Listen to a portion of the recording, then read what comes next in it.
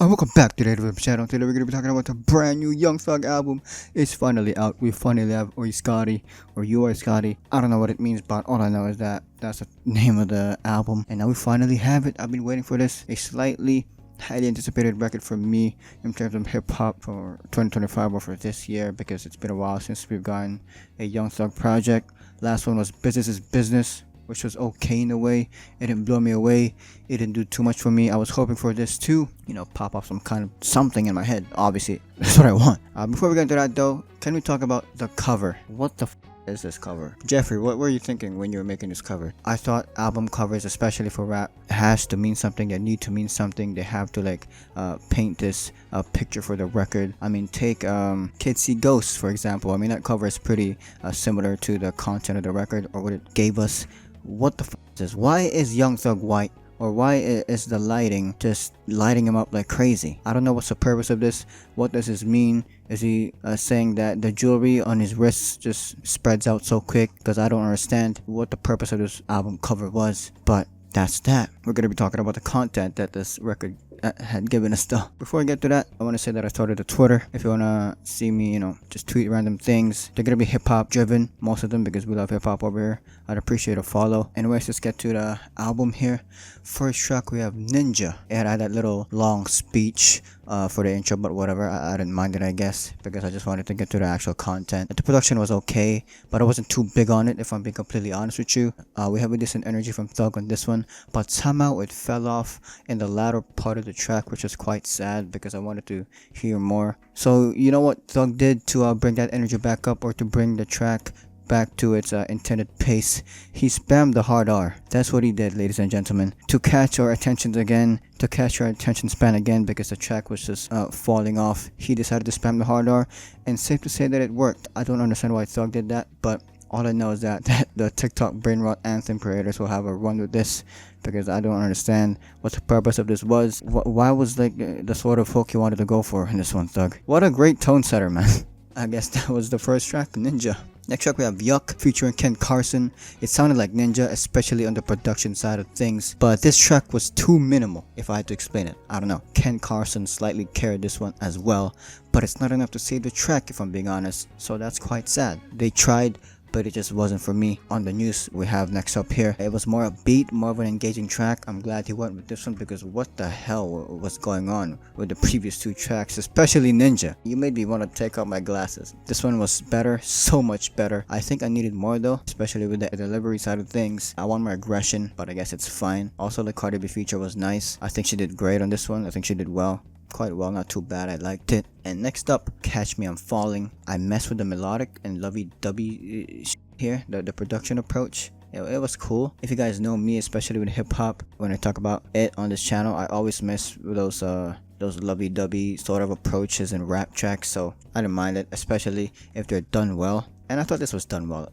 in a way. We also have Thug talking about the moments when he was having, his hard times. Told my Lord, get it right, just for my life. He said, I'm trying to beat it with you and trying to reason with you. And me and Keith, we with you, we forever ride. I also like the vocals towards the end. It's a chill track, I like it.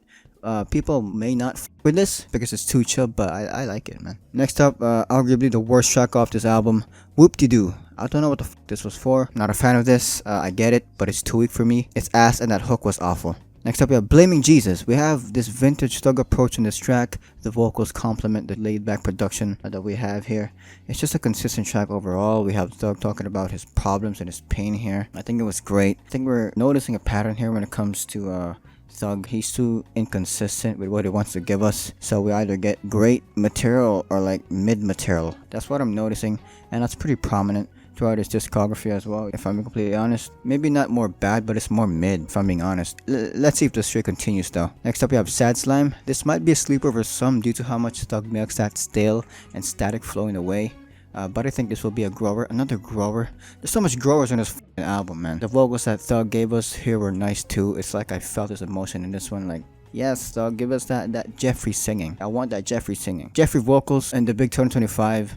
I mean, that's like a blessing, bro.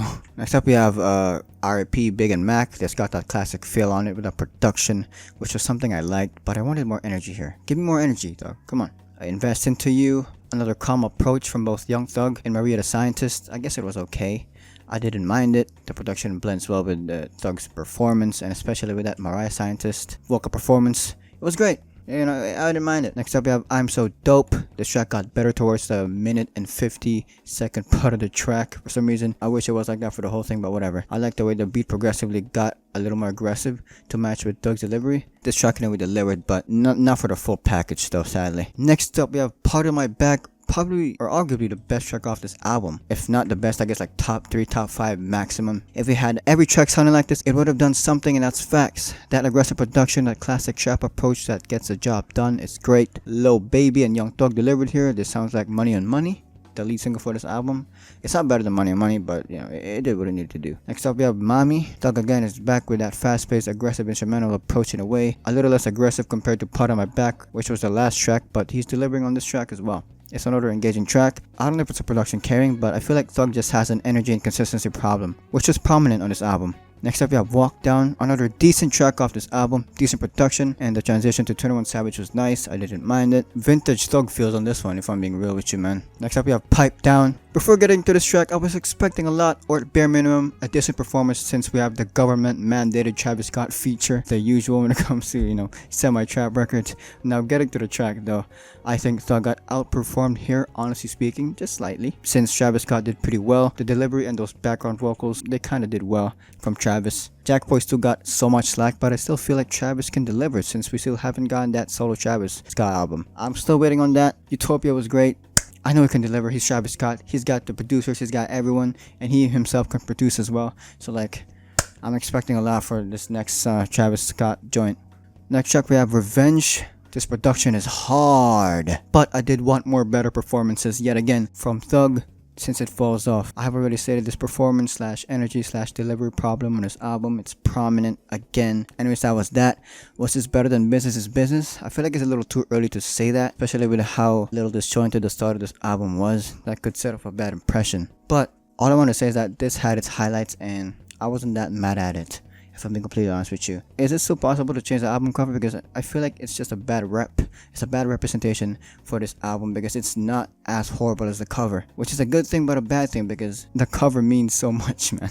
Man, at this point I care more about the cover than Young Thug or his team. Let me change it myself. Anyways, that's that. Let me know if you want to see more content like this. Drop a like, sub, comment. See ya!